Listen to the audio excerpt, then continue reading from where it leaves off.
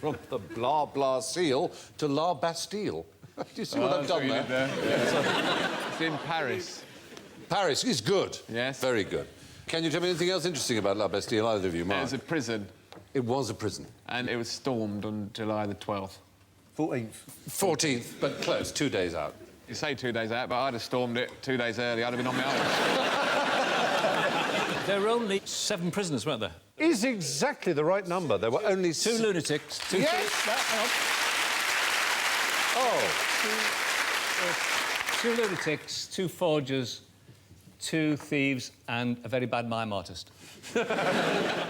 Wasn't he convinced he was Julius Caesar, one of them? Oh, this is good. You're getting points too. I'll come to this. This is impressive. And listen to this. We have 4 forgers. We have the Comte de Solange, who was inside for sexual misdemeanours of an unspecified kind.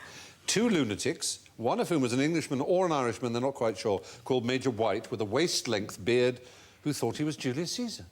You know, the Marquis de Sade would have been in the prison at the time of the storming of the Bastille. It's a very tragic story, this, because he was in there for a long time, but a week before the storming of the Bastille, he was transferred to another prison because he'd been upsetting passers-by by shouting obscenities at them through a tube out the window. It's as if you've been reading my card, Mark. And so all his stuff, it was tragic, because he spoke to his wife and he said, look, can you make sure you go round there and pick all this right? I've spent years writing in there.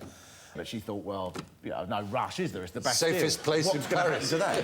And then I think she went down there on the day of the storming of the Bastille and thought, oh, shit. Absolutely right. 10 days before the storming was when he was moved to Vincennes. And the authorities were upset because he was shouting not just obscenities, but anti-monarchist sentiments at passers-by. So they moved him to Vincennes, and otherwise he would have been released.